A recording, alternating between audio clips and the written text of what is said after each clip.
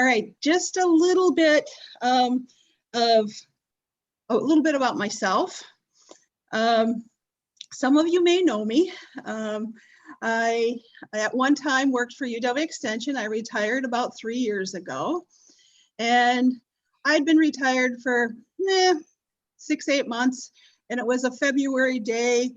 I was getting a little bored sitting at home, and I got a phone call from Debbie Judging, and what Debbie said was, I know you know stuff about fairs and stuff. Do you want to come and work for us at DACAP part-time?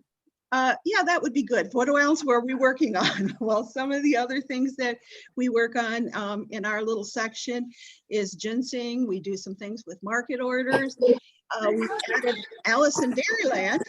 And the one that I like the most and the one that I probably work with the most part is the fairs.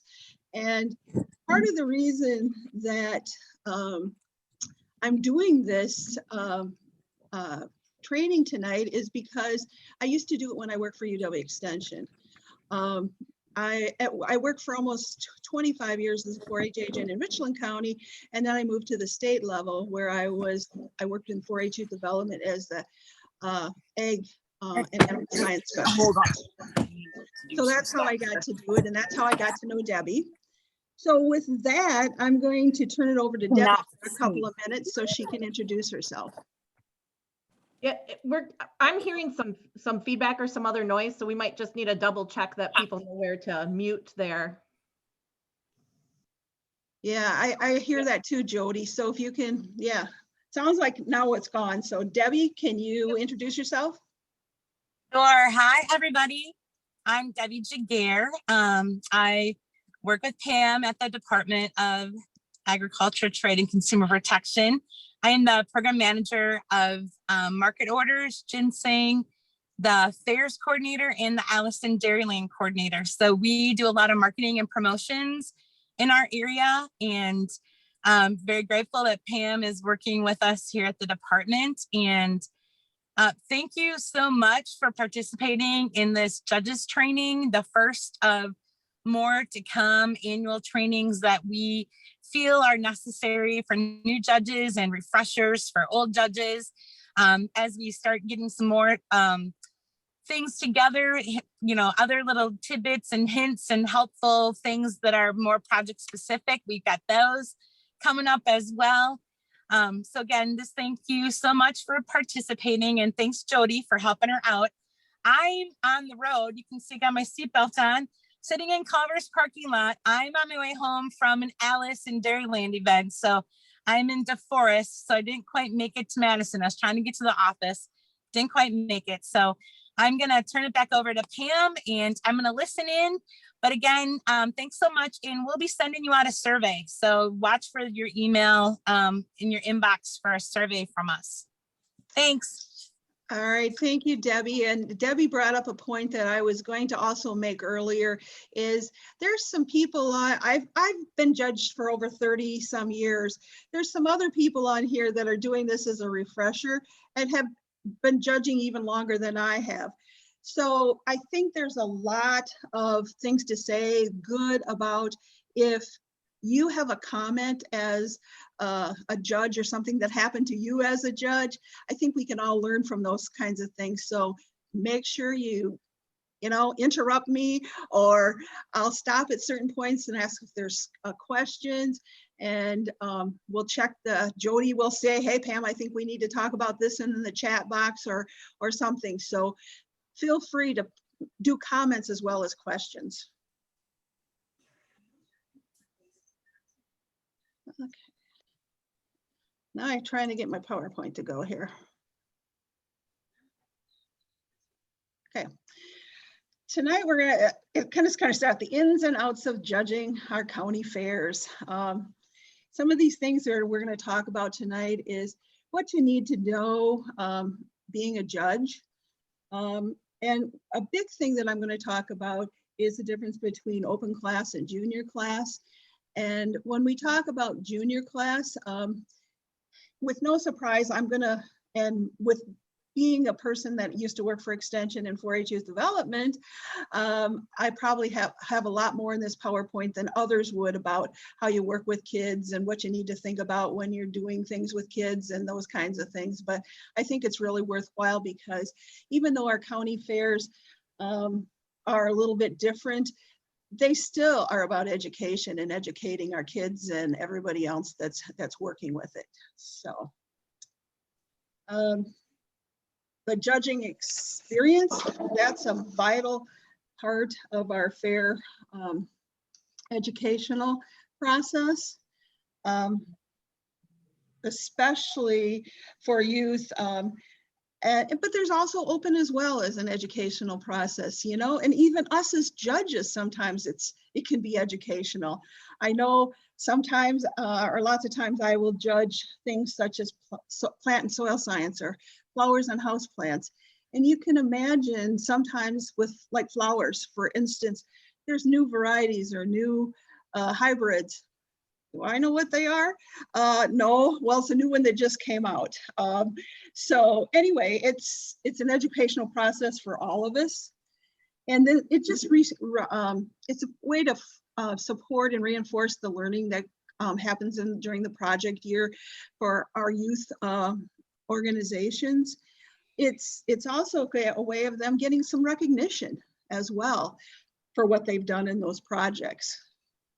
And also not only just the youth, but also the adults too, because, you know, a lot of these adults that are participating and exhibiting at our fairs, it's kind of a source of pride as well for them to be participating and maybe winning that class or whatever it might be. What's some of the focus of judging? Judging is for judging's sake, the exhibit only and only the exhibit. That's mostly in our open class because you don't usually talk to the exhibitors in open class. Sometimes they're there watching and they may ask you a question, and that's totally fine. But then in the junior show, it's more about the knowledge and skill and some of that development that the kids have is part of the whole process of learning and those kinds of things. And we're going to discuss the different types of judging and some of those things that can enhance that learning experience for our youth. For our youth, some of the benefits of judging is it helps them improve their project skills. You know, here you are as a judge, and hopefully you have a background in whatever you're judging for that type of project or that department. You have a background in it and you have a certain skill level. You're at that point become the teacher. You're teaching these youth some more things about their project. How can they make them better? Is there a little clue or a little insight that over the years that you've done that you can give them a little hint about how they can make it better and work with them? It also helps our youth recognize their efforts and their accomplishments. I always said that the fair was not really part of Extension when I worked for Extension, but it's an extension of the 4-H program as far as I'm concerned, because it's a place where the kids can go and take their projects that they've worked on throughout the year and show them off and show off their accomplishments. It also helps you develop a set of standards. And what happens is if the first year you take that steer to the fair and maybe you find out, oh, it didn't make weight, it's not going to get in the sale, but oh, what should I do next year to make that better? What can I do to make sure that I can, it weighs enough? Maybe you pick out an animal that's young or older at the time, weighs a little bit more when you're starting your project, whatever that might be. So it's a way that they can figure out, and it's part of the learning process too. And, you know, as a judge, we want to encourage youth to continue with the project. And generally, that's what we want to do, especially if they really like that project and they're really doing well in it. But, you know, I also say sometimes it goes the other way as well. Maybe they take a project in 4-H and they're just like, oh, I showed something at the fair, so I achieved for this year, but that's not really what I'm just not good at it, and didn't hold my interest. That's okay to help the kids understand that too, and to say, well, if that one didn't, what might work for you? Did you have other projects that you liked better, or you did something with? So us as a judges can also encourage that kind of thing to see, what can we do next? And then we can also, as a judge, help the youth talk about what else can they learn. And sometimes, depending on what the project is or the department that the kids are exhibiting in, sometimes they have learned pretty much all of it by the time they're 15 or 16 years old. And what I usually do at that point then is encourage those older youth to start passing it on. I mean, think about it. If they become a junior leader and a project leader in that particular area, think about it. You and I can stand up and tell a 9-year-old the same thing that a 15 or 16-year-old tells them. Who are they going to listen to more, and who are they going to hear more from? Probably not us, probably from that older youth. So encourage them to be take the next step and be the teacher of our younger youth, or a leader. Why do people want to judge? Well, they enjoy working with youth and people in general. And that is a key component in most areas, especially if you're going to be judging the youth or the junior division. Maybe sometimes not so much in the open division, because you don't have to interact as much in open division, but just working with people, because you do have to work with a superintendent and a clerk and some of those things usually as well. Sometimes it's a hobby, maybe they were like me and, oh, do you want to do this? Yeah, I want to get out of the house. I'll go judge your county fair. The one I kind of laugh about is for the money. Yeah, but you don't always make a lot of money judging. If you get very, very good at it and you're judging a national show or something, maybe. A county fair, probably not so much. I know when I worked for Extension, some of the things that I used to tell fairs was, I really like to judge fairs and I really like to come to fairs, but I don't want to lose money coming too. I remember one time I was living in Richland County on the western side of the state, and I got asked to judge at a fair way over on the eastern shores of Lake Michigan. And I went, and it was a day that I went over there. I started judging, I believe, maybe at noon or something like that. So it was probably at least 3 hours to get there. I judged, and I had to be there till 8 o'clock at night because we were doing face-to-face. And then we had to pick our superstars or our merit award winners or whatever they called them. And I got paid. I didn't get paid for any mileage, and I got a flat fee. And I really liked what I was doing there. And then it was midnight or so when I got home. So if you're doing it for the money, be very careful, because you probably won't make much.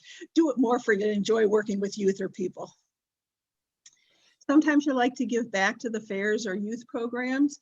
And I think that's a lot of people. I remember when people will tell me, I remember when I was a kid and then I was a 4-H leader.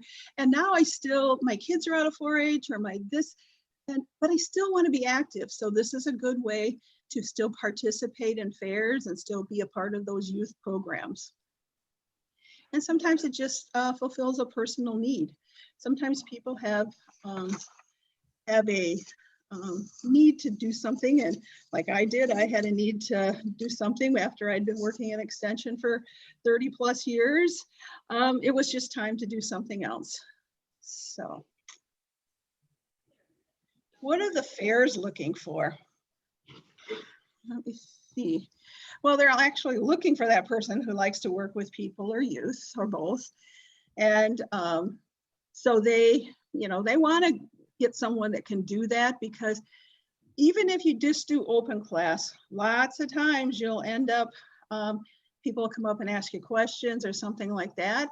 And if you are judging like some of the animal exhibits or something like that, you may be asked to give reasons on why you place the class the way you do. So you got to have somebody that feels comfortable doing that. You should know your subject area. And I kind of look at some of this with the subject area. For instance, cultural arts. Cultural arts has, if many of you have ever signed up for that, you can sign up just for cultural arts and you can judge any of the cultural arts that are listed there. Or some people prefer just to sign up for maybe ceramics and be a ceramics judge or a drawing and painting judge. So you should know your subject area. The other thing I will say about that is sometimes somebody will call me and say, will you judge cultural arts for me? And my question back to them is, well, what do you have at your fair for cultural arts? And if they say, oh, we have a lot of drawing and painting, and then I'll say, I'm not your judge, because that's not my area of expertise.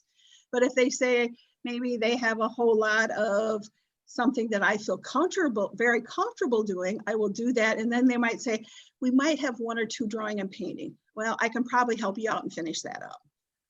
So when it says know your subject area, sometimes, especially for our small fairs, we have to be kind of flexible. And I kind of call myself a cleanup judge, in that I can judge a lot of things. Some of them I'm not as competent in as some of the other ones. But if somebody has, I don't feel real comfortable doing, I'll say, trying to think maybe the drawing and painting, like I said before, but I can do 3 or 4 of them so that they don't have to hire another judge. So just keep that in mind when you're asking about, do I think I can do this, or you're signing up to be a judge in those areas. Think about how you're doing that.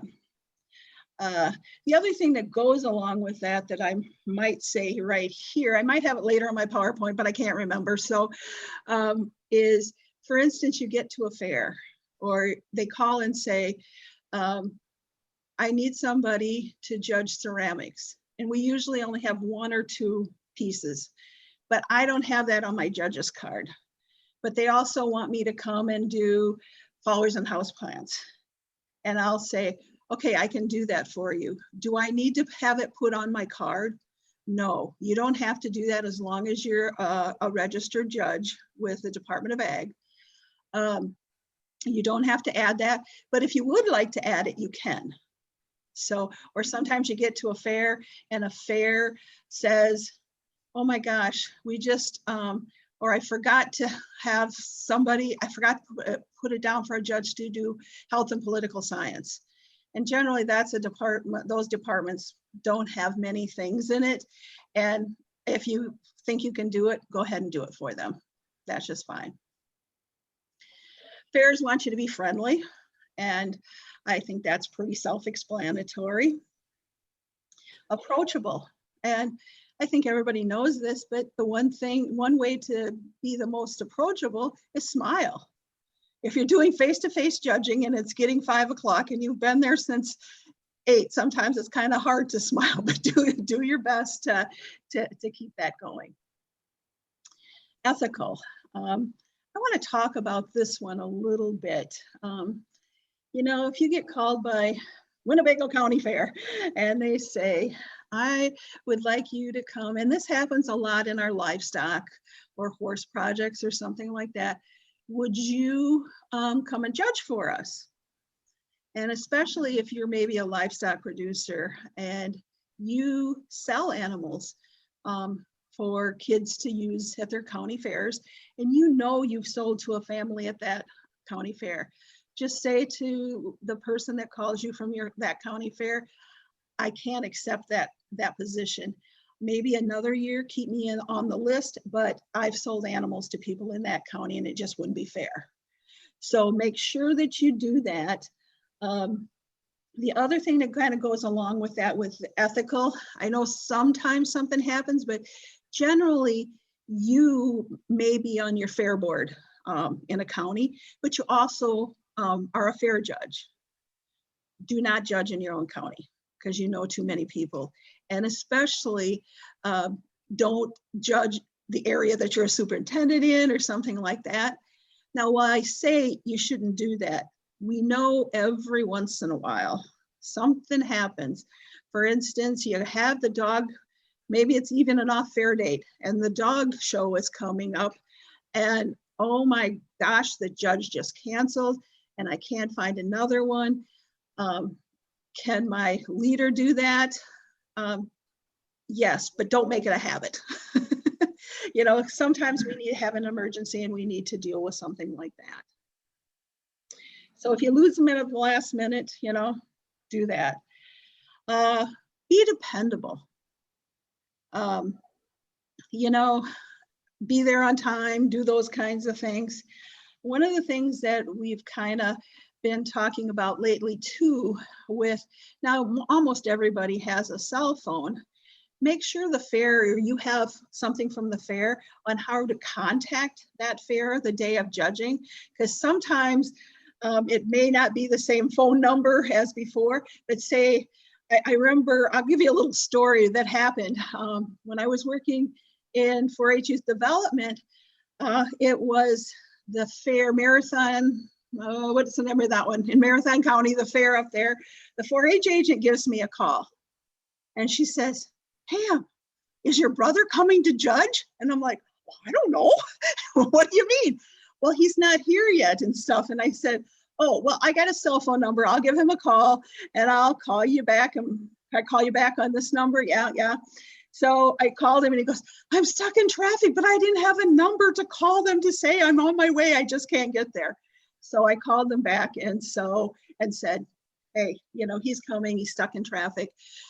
There was some, I don't know if it was, must have been construction or something he couldn't get through. So anyway, it helps you be more dependable if you have that phone number and a place that you can call to say, "Hey, I'm coming, but I'm just running late." And that makes a lot of anxious people, superintendents, fair secretaries, and everybody else will feel a lot better as well. Where do fairs look for judges?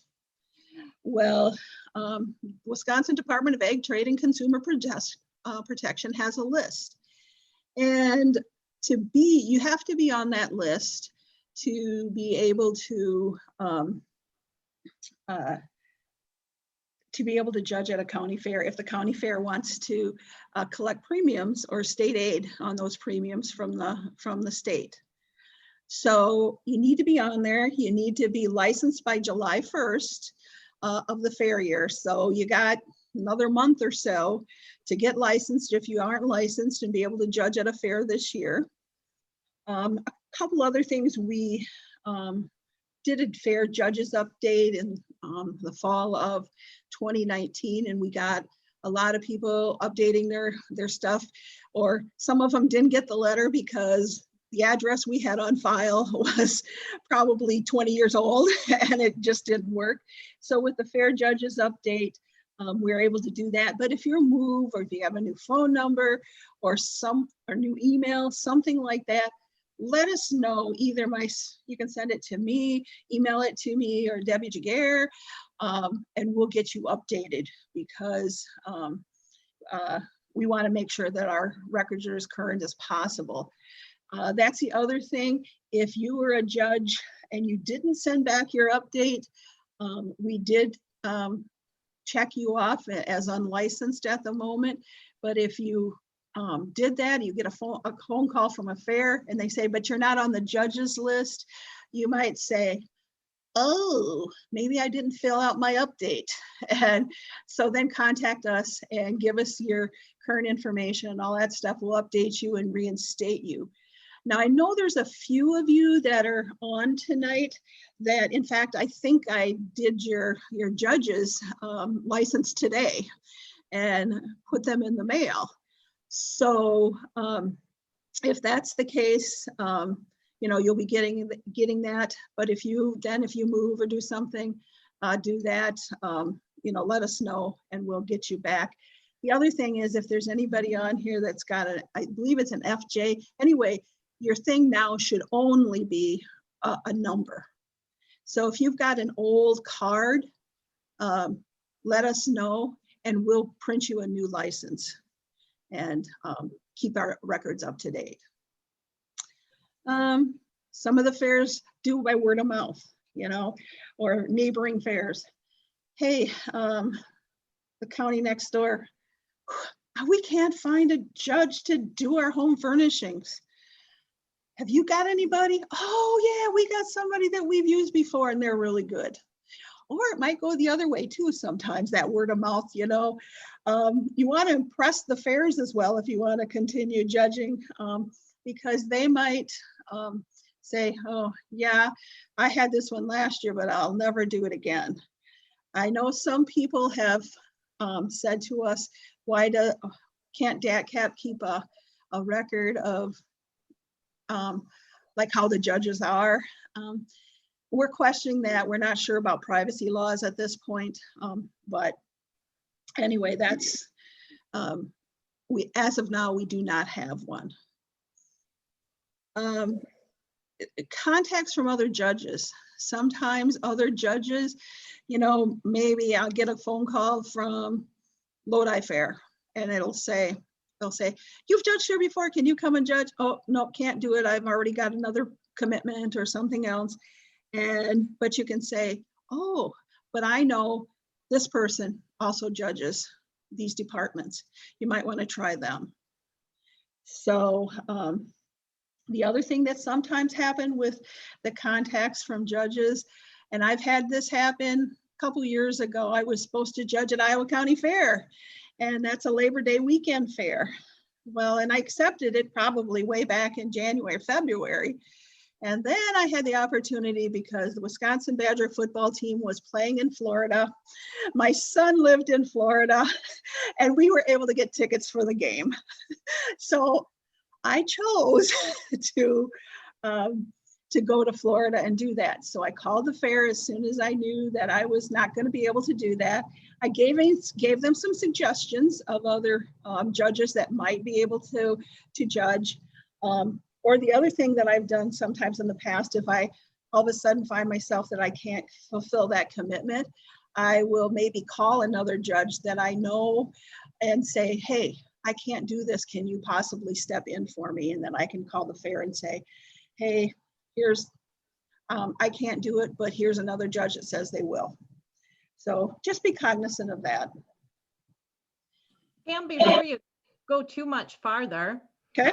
There were a couple questions in the chat related. Okay. One about how do we find out if we're licensed or not? So I'm not sure if that got covered by your first stuff where judges can see the list maybe. I know how fairs do that, but.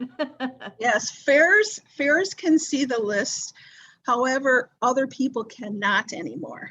And that has to do with some of the privacy laws and some of that kinds of stuff, because we have personal information in there with names and addresses and some of those kinds of things. If you need to know if you're on the list and if you're current on the list, you can either email me, you can email Debbie, we'll look it up for you and let you know. And then if you're not, we can email you back and say, hey, you're not, but here's the information I need and I can reinstate you as a judge. And then a second question, besides doing a training like this, how do we become licensed in the first place? What are the steps to that? Oh, good question. I meant to say that. So thank you for putting that in the chat box, whoever did that. What you can do is if you go on, type in or do a Google search for Wisconsin Department of Ag, Trade and Consumer Protection, and you'll come up with a web page. And the web page, it says there's a search button. You can type in fairs there, and it should take you then to the fair's web page on there. And there's an application form on there. So you either print it off and fill it out, and it tells where to send it to, or you can email it to either myself or Debbie as well. And we'll give you those email addresses at the end of the program. Other questions at this point?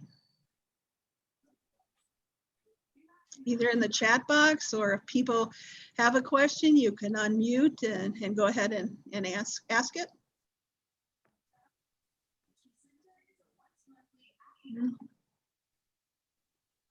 All right, hearing none, we'll go on. How are judges contacted?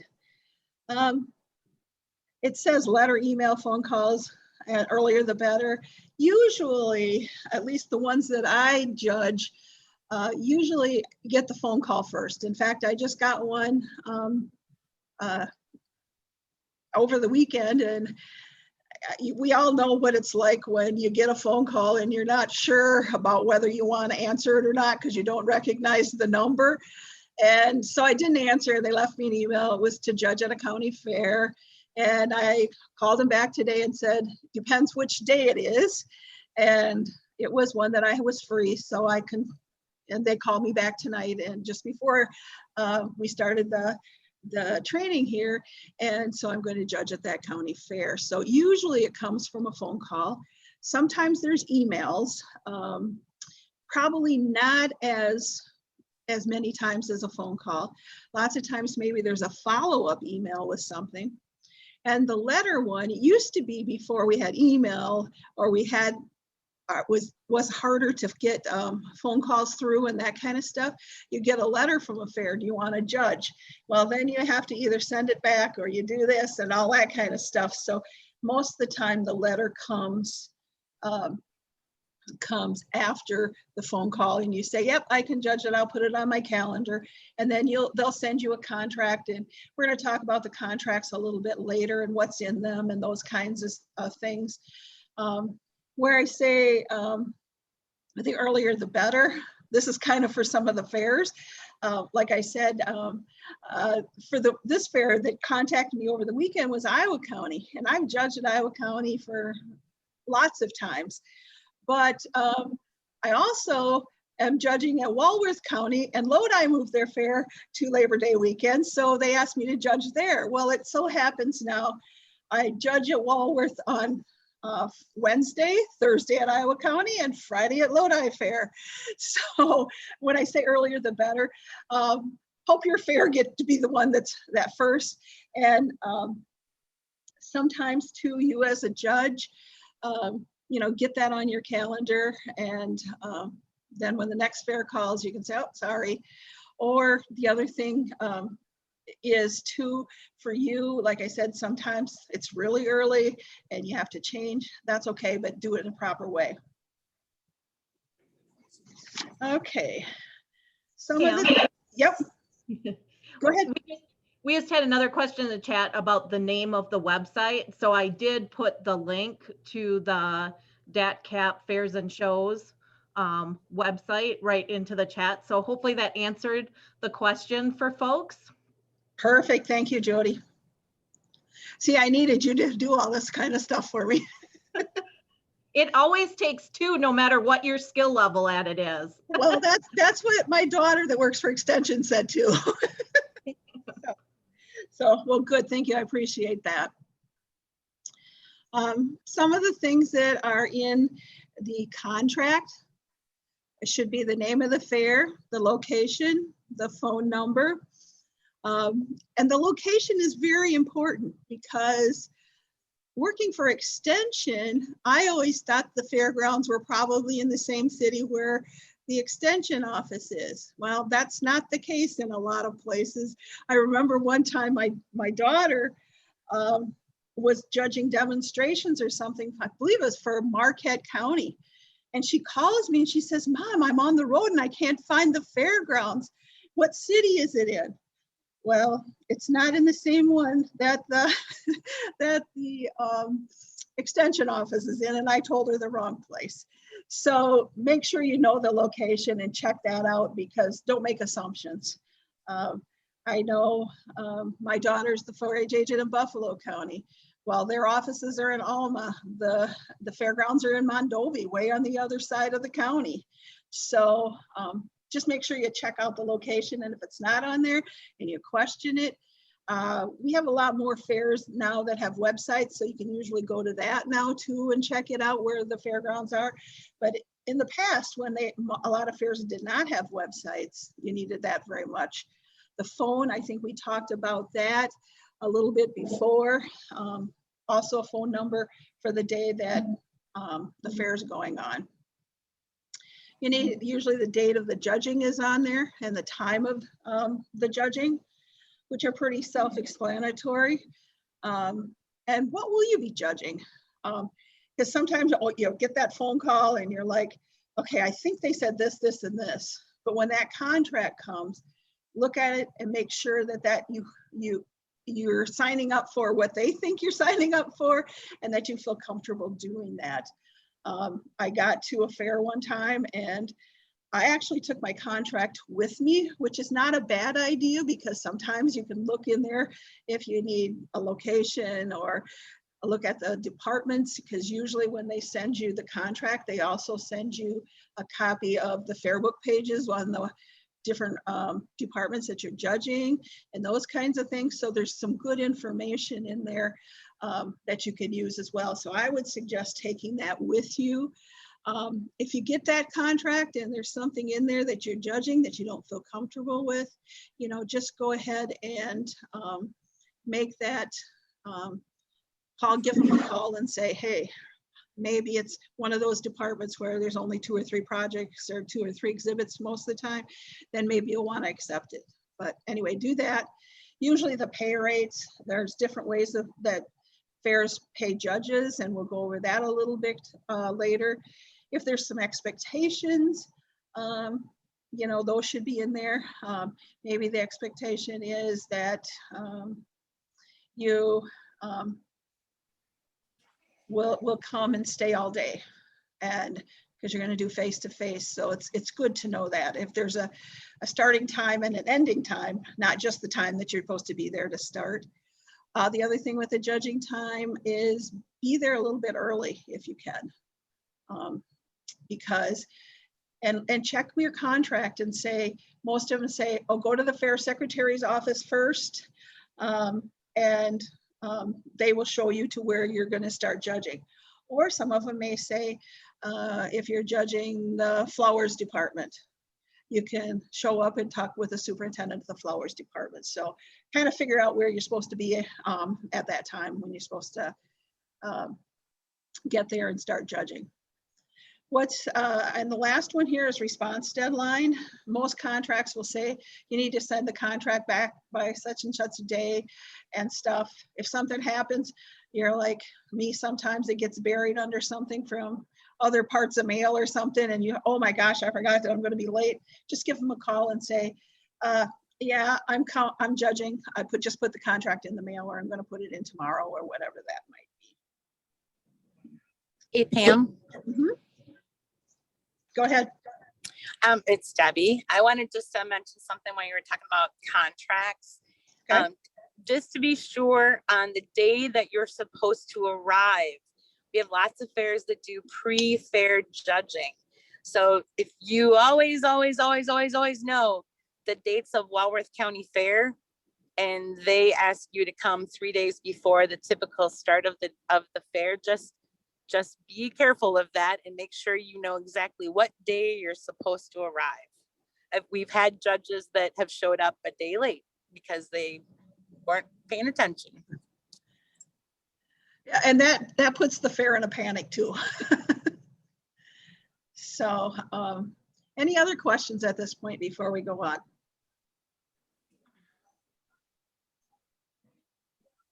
Okay, some of the expectations. I think we talked about that a little bit already. Be on time or even a little bit earlier. And like I said, check to see where, if you're supposed to check in at the secretary's office first, or if you're supposed to go directly to the department. If you're not sure, you need to question it. You can probably always go to the secretary's office anyway, or you can contact the fair ahead of time and say, hey, do I go to the secretary's office, or where do I come when I get to your fair? Be ready to judge. You know, think about, okay, this is what I'm judging today. Maybe you want to bring, if that contract and it had the departments that you're judging, copies of those pages, bring those with you. Study them a little bit ahead of time as well, to say, oh, I'm not quite sure what this is, but you have a little bit of time, if you're 3 or 4 days ahead of time, to look it up and say, oh, now I understand what they're talking about. And oh yeah, I feel comfortable doing that. So be ready with that. Work with superintendents and clerks. You know, sometimes I've gone to county fairs, and they're a small county fair, and it so happened the clerk couldn't come that day, and something happened, and superintendent is working their buns off, and you want, you know, you can help them. I've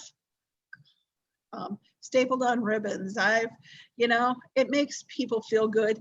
Besides, it also helps you get along with the day too and move along as well. So just work with those superintendents and clerks, and most of them are very, very good. If you do run across one that you've had a bad experience, you can call and talk with us or talk with the fair secretary or somebody on the fair board and let them know. I remember in Richland County, there was one superintendent, and God bless her heart. She got tired some days. and I guess I can talk about Bev because she's passed away now. One of my favorite volunteers, and also worked with the fair for, I know she got her 50-year award. But like I said, she could get a little cranky sometimes, but you just had to know how to work with Bev. So, you know, the fair might say, oh, I know. But they can't ever always find somebody else either to do those jobs. And be willing to answer questions. Usually, lots of times, maybe if you're doing face-to-face judging with youth and that kind of stuff, they'll ask you questions. Parents might ask you questions. In open class, as you're judging, somebody may come up to you and ask, why did you place it that way? Just be able to visit with them. Written comments, that's really good if there's not face-to-face. Working in Richland County, that was a fair that was after Labor Day. The kids were always in school, so we never did face-to-face judging with those kids. So if you have the time, and I say if because sometimes there's so many projects and things in the departments that you're working with, you don't always have times to write comments, but that is a way to help those kids with that learning process if you add those written comments. And if you don't have time to do it, you can either ask the superintendent or the clerk to help you write some of those too. If there's something that you think people are going to walk in on Sunday, grandma and grandpa are coming in to see their granddaughter's project at the fair, and it got a pink ribbon, and it may not look too obvious, you might want to write on the back of that card why it was judged the way it was. And you know, I always talk about being a judge for flowers and houseplants. By the end of the fair, most of the time, your blue ribbon winners, especially if they got daylilies or something like that in a bouquet or in a centerpiece, you look like a really bad judge because they just don't hold up. So, you know, that's going to happen too. Check to see if there's special awards. And maybe lots of times they'll send that out with you with the contract. If not, I usually ask or it's in those pages, it tells you in those pages. And I usually ask the superintendent before I start judging, because say you're supposed to give merits, you can give up to 10 in this department today. Well, as you're judging, if you see something, oh, this might be a good prospect for one of those merit awards, you can have them set it aside so then you can go back later and pick your merit winners or whatever it might be.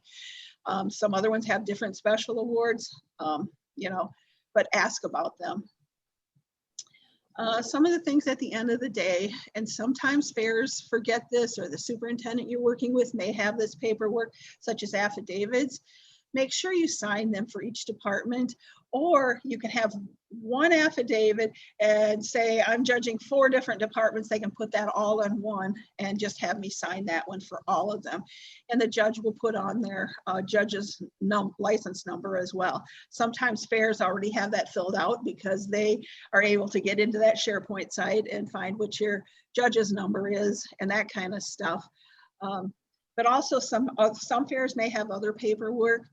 I think there's at least 2 fairs that consider you, because they're county-owned fairs, consider you an employee of that county. And if that's the case, you might have to do a W-2 or some of those types of paperwork. There's always a question about whether that's the right thing to do or not. But if you don't want to do that or something, you can always ask your the fair secretary or whoever contacts you to judge before the fair, if that's the possibility. I don't know what's the best for that, but I think we're going to maybe get more of that as accounting and some of those kinds of things for county fairs. Accountants at the county level may be asking for that more. Hey, Pam. Yep.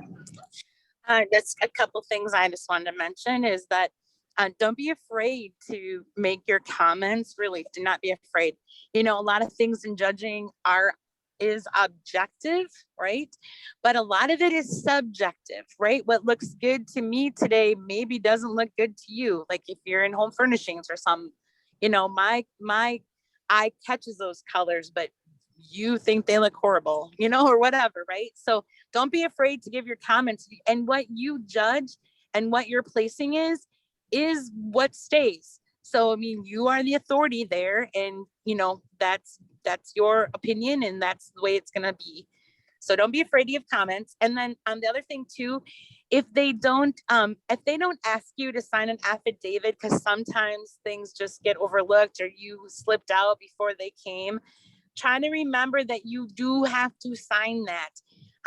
We back at the office, we get kind of fussy when they don't hand those affidavits in to us, and we potentially can hold their state aid checks. And so then they're hunting you down and whatever. So if you just kind of keep that in mind, that it's like, yep, I need to make sure I sign that affidavit. That would be one extra helpful check. Yeah, and one other thing, Debbie, that goes along with that, I used to show beef cattle when I was a kid, and we used to show quite a few different shows. And one year I had this heifer, and she was a very good heifer. And one of my friends also had another very good heifer. And it seemed like every other show we went to, one person won and the other one was second. And that happened all the time. And I learned very quickly, it's one person's opinion on one day. And especially when you're dealing with animals and those kinds of things, they can change from one day to the other as well. You know, maybe they're having a bad day just like we do sometimes. So yeah, and it's like but like Debbie said, it's your opinion on that day, and that's what counts. Some other issues sometimes is the facility. Lots of times some of these fairgrounds have metal buildings, the sun shining down in the middle of the summer. It gets very hot and humid in some of those. You know, hopefully they have some fans or something at least that can be running. You know, if you're not sure, or if you have some issues with doing that, you know, ask before you accept it, to say, you know, what will the conditions or what does the facility look like? Because I have asthma and I can't be in a very hot, humid building. So, you know, take care of yourself as well. This one I always like, overzealous parents. And just wait till sometime when you're doing face-to-face judging and you get that parent that's sitting there, like, wants to answer for the kids. And sometimes if they get too bad, I'll just say, hey, I think Johnny here can tell me just fine. Why don't you go take a seat over there? You do it nicely, maybe in a joking manner. But you will run into some of those. Or if it's not face-to-face judging and they've already been judged and they come up and say, well, how come my kid got a pink ribbon over here? Well, maybe it's because we were doing the Danish system, and then the Danish system, I had to give somebody a pink, you know, and we'll talk about that in a little bit and some of that kind of stuff as well. But be able to explain to them, and sometimes just be nice, and they don't generally understand. And they may have to show them what else was in that class or whatever. And, you know, and sometimes when I'm doing face-to-face judging, maybe the exhibit that maybe is not the greatest exhibit there will get a blue ribbon, because that individual or that youth was able to tell me exactly what they did with their project. They told me how they could make it better. What they're going to do for next year. They knew everything about it, versus the one that had the best one in the department. But oh, they told me mom made it for them. So when I judge face to face and I'm able to visit with the kids, I take that into consideration as well. The setup of the judging area, sometimes it's not the most potential, kind of the best way you think to do it. If there's a possibility of moving something and you think it might help, suggest it, kind of read your superintendents and people in the departments as to whether this is going to make them upset or what's going to happen. And just be aware of your surroundings, because sometimes something happens and, maybe you're in a tent judging today and it looks like there could be a storm coming up. Maybe you say to the superintendent or someone, because each one of the fairs should have a evacuation plan or a place to get people in. Maybe it's going under the grandstands or whatever it may be. Okay, any other questions before we go on? Okay, this is the part we always like to hear about, and the payment. Some fairs just pay you by the hour. It's usually not a high rate. I would guess probably now it's probably about $10 an hour, maybe. Again, it depends on the fair. Some play a flat rate. They'll say $125 for the day. A little story about this one. When I was first in extension, I got asked to judge at Rock County Fair, and that's what they paid, was $125. And I've been able to go for the last few years, so I think that's what they're still paying. I've been judging for 30 years. Back then, 125 was a great thing, even though I didn't get paid any mileage. Now, if I was coming from Richland County and going to Janesville, it might not be as good a rate. So I encourage fairs to think about that. I judge because I like to judge kids. I like to work with the kids. But I also don't want to lose money judging. Some of them pay you hours plus mileage, and I think that's pretty self-explanatory. A flat rate for appearing plus something per hour. I think one of the fairs I judged at, they gave me so much up to 4 hours. And then if you were there longer than 4 hours, they paid you so much an hour as well on top of that. Flat rate plus expenses. Lots of times this happens maybe in livestock departments. For instance, in Richland County, in the beef show, they had the heifer show on Thursday night. Friday was the steer show. The market animal shows and stuff. So sometimes the beef producers would put in some extra bucks or pay for the motel room so that judge could stay overnight and be there the next morning for the next day's judging. It happens lots of times in horses. Horse judges seem to demand more money than some of the other judges. And like I know sometimes maybe a horse committee or something like that will also supplement those horses projects. No standard rate, just kind of over the board. You talk to the fair calls up and you can negotiate a price as well. Okay, I think this is enough. We're going to talk a little bit between what's the difference between open class and junior class. Any questions at this point? Yep, one in the chat. Okay. Do you know what they consider a half day to a full day? Most county fairs, I would guess, is a half day is 4 hours. And if generally, and anything over 4 hours is probably, but if you don't know and you're curious, ask the fair. Because I know some fairs do that flat rate, might be $75 for a half day and $125 for a full day. So just ask the fairs. I'm sure it varies between the fairs as well. Okay, other questions at this point?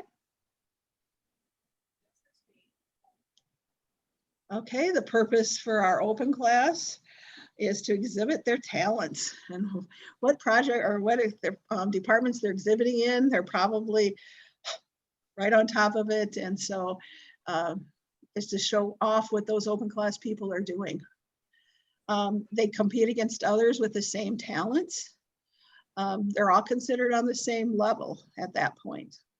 Sometimes they make a little money on that, or a lot of times I think in open class is their reputation is on the line here, depending on what I remember. I believe it was Grant County Fair. They have a flowers and houseplants for people that are, there's two levels, ones that are amateurs and one that are professional. So boy, that professional one, it's really an open class. It's their reputation is on the line there. So I'm do it just for fun. I like to do this. I've enjoyed showing at the fair for years. I just want to continue to do it. Sometimes there's this friendly little competition. I can't remember which fair it was, but every time I judged there and I judged flowers and houseplants, I always had 4 or 5 women that would sit in the audience, and you could tell they were going against each other. And then pretty soon they'd ask me a question. Well, why did you do it that way? And then when I explained, oh, okay. So anyway, they can have some fun with it. You as a judge can have fun with them too. You know, make your day so that you're having fun as well. And sometimes it's to improve their skills in open class as well. Junior purpose. And I got it 3 times. Education, education, education. Kind of like location, location, location. That's what the focus in junior is. It's to exhibit some of the things that they've learned. They get a little public recognition for what they've accomplished. And sometimes it's that little friendly competition among peers, as long as it doesn't get carried away. Some of the types of judging in open class, there's regular judging. And what I'm trying to, I don't think I have a screen for regular judging. So I'll talk a little bit about it now. Regular judging is in open class, it's used in there, and no matter how many exhibits are in that particular lot, you can only give a first place, a second place, a third place, and a fourth place. The other thing with regular judging, if you have only 2 in the class, you do not have to give a first and a second, or you don't have to even give any placing at all in open class. You're kind of judging them against a standard. And if they don't make the standards even close, then you, as regular judging, you do not, as a judge, have to give a ribbon. Most do, but it's not a requirement. You may or may not have an audience. Kind of talked about those little ladies that always like to watch the flower judging. And usually the ones that are there are the exhibitors. In the junior class, there's 3 different types of judging. There's conference judging, there's Danish, and there's face-to-face. And I'm not going to talk about those right now because I have those in more explanation as we come up here. Danish judging, what is it? Well, Danish judging is what is required for fairs to use if you are going to put the fairs are going to put their premiums in to be reimbursed by state aid. So you need to do that one. Interpreting the chart. Now, I tried to put in the next slide so we can look at it. It didn't work for me, so I don't know what I did wrong. But anyway, I did email, in the email that I sent you, the last page of the attachment is the Danish system. So I don't know if you have that there, but one of the things to remember is that Danish system and the chart isn't always what it seems. The first time when I became a 4-H agent and I was in charge of, I think it was like, I don't know, speaking a demo contest. Well, what I thought it meant by the Danish system, I was wrong. So I'm not sure the fair got paid that year for all of those projects that went unjudged that day. Thank God it was only one department and some of that kind of stuff. But, you know, it is what it is. What it means for the state aid, and I don't know if you have your sheet there with you, but it's based kind of on a 25%. 25% of the things in the project can have blues, 25% second place, 25% third, and 25% fourth place. For instance, if you have 8 in the class, you can give 2 first place, 2 second place, 2 third place, and 2 fourth place. It doesn't mean that you can give like all the kids in the class a blue ribbon. You can't do that. And when you talk about Danish sometimes, and that's where you have to explain, I couldn't give everybody a blue ribbon because this is the way it is. But you can, for instance, you have a class of 8, and there's one that's no doubt it's the best one in the class. You can give that one a blue ribbon. But then the next 3 are really close, and you can't decide which one should get the blue ribbon and which one should get the red ribbons in that class. You could give 1 blue ribbon, and then you could give 3 red ribbons. So it can add up to any more than 4 when you're doing blues and reds together. And then at the end, you're going to have to give somebody, 2 kids are going to have to get pink ribbons. And I say kids because this really only happens in the junior show. Open classes, regular judging, where you only can give out a maximum of 1, 2, 3, and 4 places. And if they've got 10 in the class, still only 4 people can get a placing in that one. When is Danish system used? For almost all of our things that are not face-to-face in the junior division. Questions on that, because I know it's really confusing. The other thing that you can do if you're not sure is talk to the superintendents, but I've also found that sometimes superintendents don't understand the Danish system as well. They may be just starting out as a superintendent and don't know what the chart means. There's usually somebody else. Look for a more experienced judge and ask them. Take that chart with you. Most of the times, each one of the fairs will put in a box for their departments. And in that department box, usually there's a sheet. I know sometimes, I usually don't use the sheet if there's not too many in the classes. But if I, for instance, I get a 13, what can I give with that? Well, I look at my sheet and it goes 3, 3, 3, 4, which means I can give a maximum of 3 blues, 3 reds, 3 whites, but I have to give 4 pink ribbons as well. So just be aware of that. Like I said, you can mix them up a little bit, but you can't give more than what's on there. Any questions about that? Okay. Some comment considerations, and I think these are all pretty self-explanatory. Be positive, constructive, don't cut the kids down.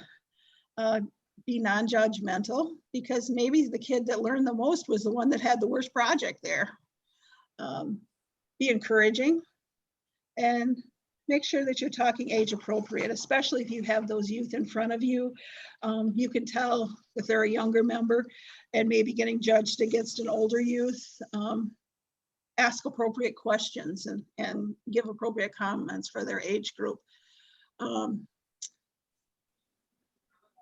Don't think I have anything else to add, because I think I said it's kind of more self-explanatory.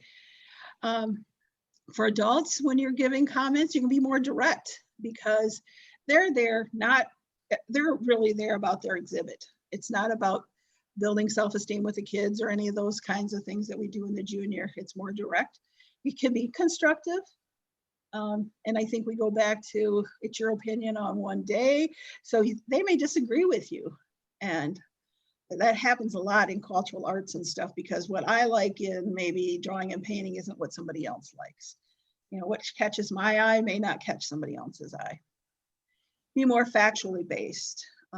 Even though it is in the open class, it can still be a learning experience for you or for them, as well as you, because sometimes, you get there and you're saying, oh my goodness, I don't know what this is, you know, flowers and houseplants, I might have a new hybrid or a new variety and I don't know what it is. Don't be confident in yourself as a judge and say, it's okay sometimes to say, I don't know. Do you know? Can you help me with this? And you learn as well. So hopefully you can be, you know, all of this, but sometimes there's just too much to know. And just be confident and have that confidence in yourself, especially when you're talking to the people.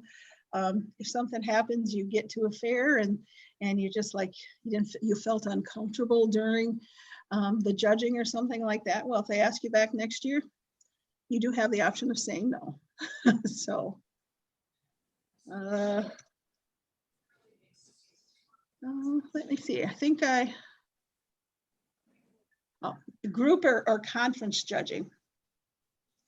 This is where you're going to judge, and this usually happens in the adult or the youth part. I don't think I've ever had any conference judging, and mostly using the Danish system, so it's in the youth part. In those classes, it's usually 1 or 2 classes that they do it in each time. All the exhibitors are present for the judging to hear the comments and answer the questions of the judge. It's usually done in only 1 or 2 classes in each department because it does take a long time. What I do, especially if there's a group of older youth, I remember one time I was conference judging at Rock County Fair, and they were doing it on carrots, and there were 4 older youth in this same class together. And I asked them to help me judge the class because there was one that was outstanding. Excuse me. There was one that was kind of under par, and then 2 in the middle that were fairly close. And so I invited them to help, and I had them give their opinions. I had them say, if you were the judge, how would you judge it? Well, I had the one kid that had the not under par one say, well, I know where I belong. I belong in the bottom because, and most of the time the kids are brutally honest, depending on their age, but it also gives them, and then we talked about, okay, what could you do to make it better? Then we talked with the one that was the obvious top in the class and say, okay, what, do you have any tips that you might be able to give to some of these other participants? And we judged it together, and it's a very good learning experience. Sometimes the other thing you can do is, if you're going to have that type of experience with the older youth, have some younger kids come there as well and listen to that, and they can get some good tips and stuff from those older youth as well. Some of the pros of conference judging: you get to see the whole class at one time, and you can still use the Danish system, so the fairs will get paid their state aid on those. You can teach the group, or they can teach you, or they can teach each other. And you can point out good and not so good aspects of a project. And then you can talk about how they got to be good ones, or what can we do to improve it. Some of the cons are judges don't always like giving reasons, or they feel uncomfortable.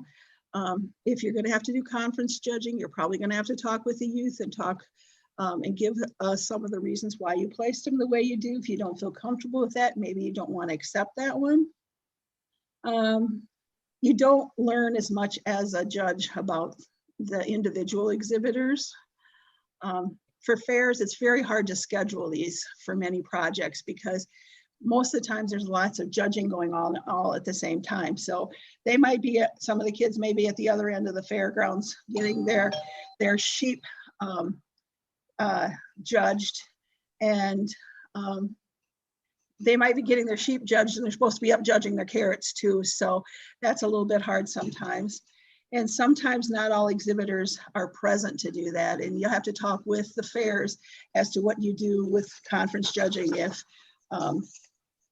if not everybody's present. And they usually, if they're doing conference judging, will have a thing in a way that they are going to know about that and said, well, this individual said he's showing his pigs today, so we won't be here, so we don't count him down. Or you might count him down one place, whatever it might be. Any questions about conference judging?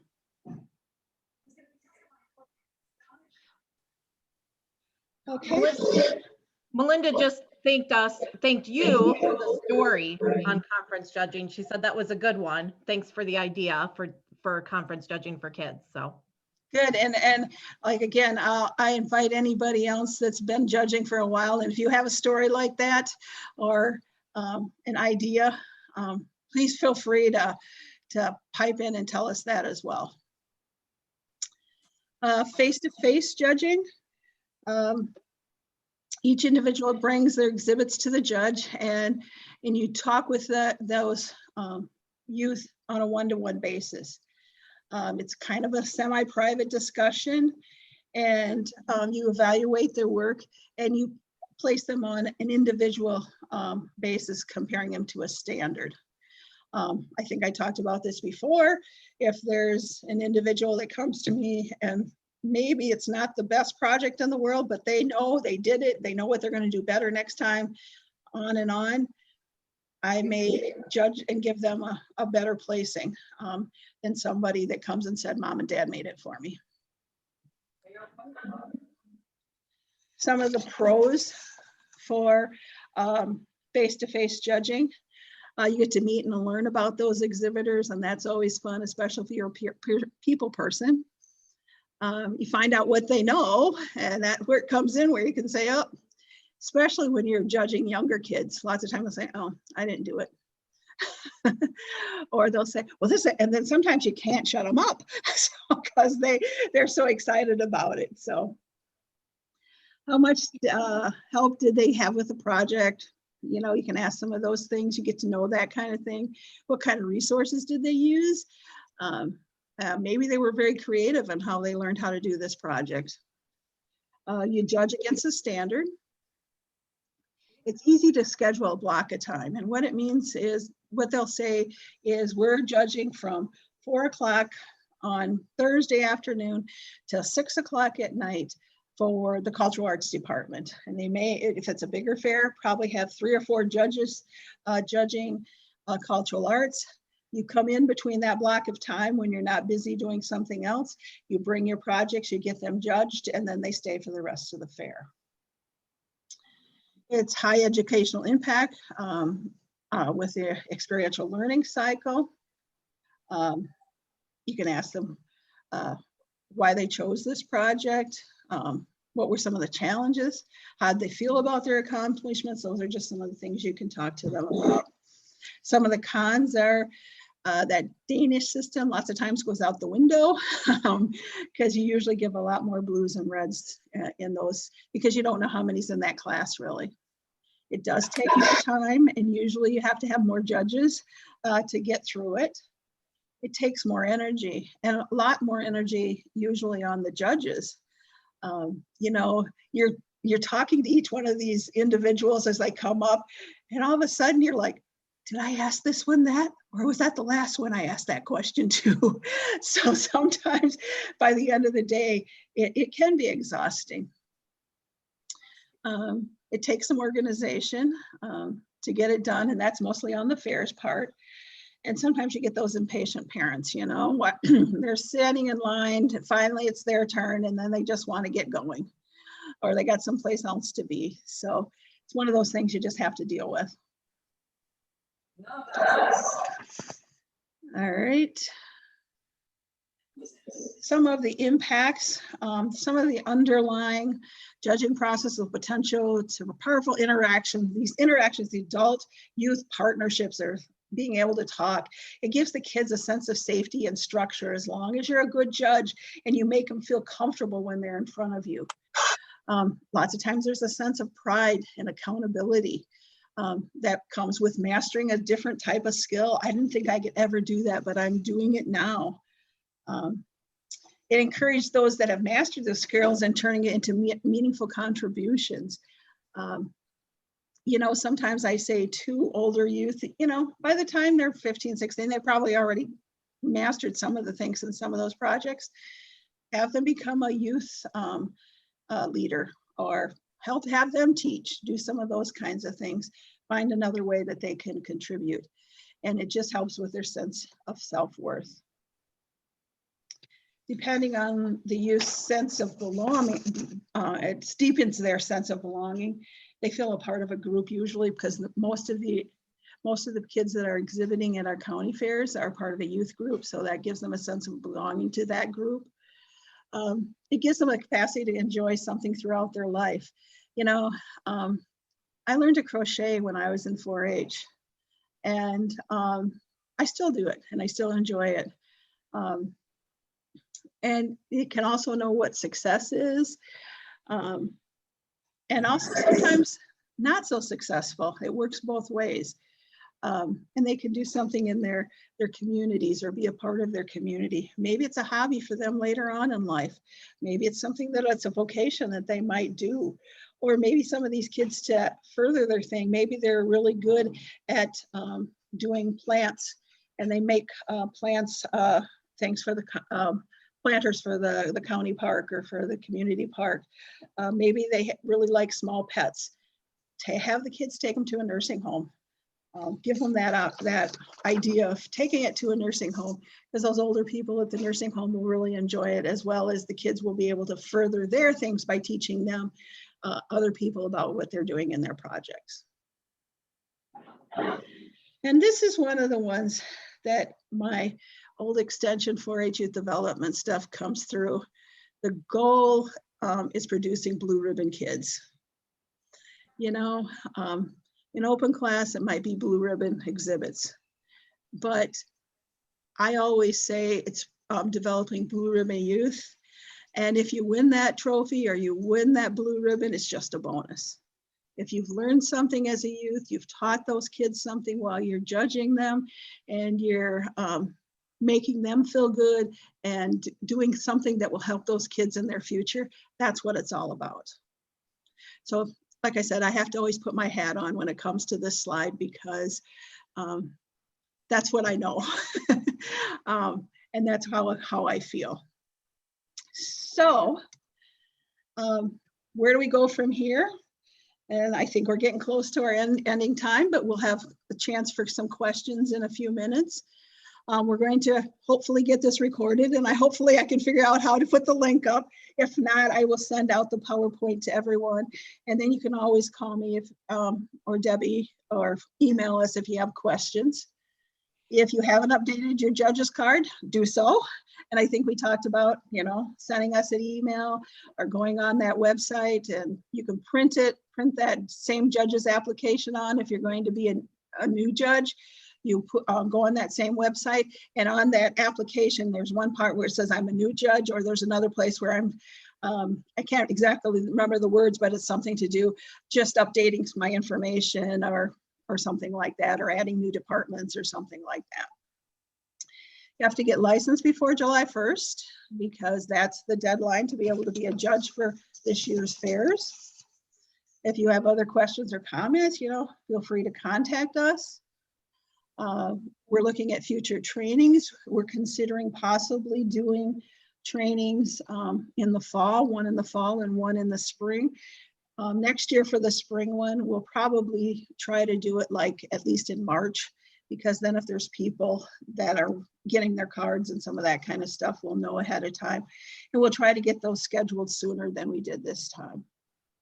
And another thing, just kind of a plea to you guys, you know, there's a lot of us out there that have this white hair, you know, and we don't always have enough judges. So if you know someone, or you think of someone that you think would be a very good judge, please and encourage them to become a judge, and be able to work with kids, and, you know, tell them it's fun. You know, it's sometimes you're a little nervous at the beginning, but you know, that'll go away when you start talking with kids and those kinds of things. So like I said, try to encourage others that you think will be good to become judges. Now, questions and comments. And while that one, I'm going to kind of skip through it and go to the next one. And it has my information and my email address on it, as well as Debbie's email address. But how you can contact us, like if you're starting to be a new judge, the address is there, or it's on those the application form as well, where you send it to. So, other questions? This is Gail. I have a question about, I have a grandson that has Down syndrome. This will be his first fair that he's old enough to be in. He is nonverbal, okay? He knows a little sign language. He has what's called the talker. So it's like a little mini computer thing that he can try to make up some sentences as answers, but an adult, mom, dad, or grandma, will have to be with him and actually be answering the questions. You know, he might be moving his hands around and trying to answer it. So I'm just warning judges, especially if they're new in the 4-H face-to-face part or the junior face-to-face part, you might end up with a challenge or two with challenged member. That's all. Thank you, Gail, and good to hear your voice as well. Thanks, Pam. Gail used to work at 4-H Youth Development too, can you guess? But anyway, that's a really good point. If you know, as a parent or as a grandparent or someone, make sure you tell the fair that what the issues are. Make sure you have them tell the superintendent, or you tell the superintendent, who also needs to tell the judge that.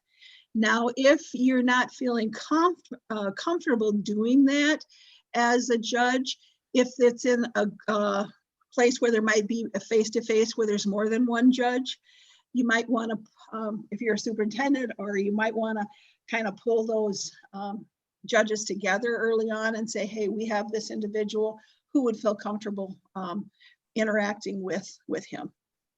So, but that's a really good point. Thank you for bringing that up, Gail. Thanks.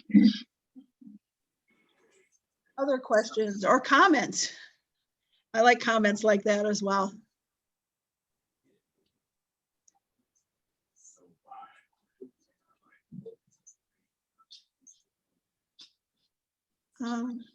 Hearing none, just wanted to let you know as well, thank you for participating. We had a really good turnout. I think we had 40 or in the low 40s that registered. There's been over 30 people on most times. And I know some of them wanted to participate but couldn't tonight. So hopefully we'll be able to share this recording with them.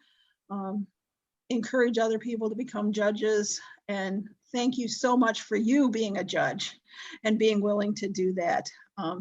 It's not always an easy job, but we appreciate you doing that.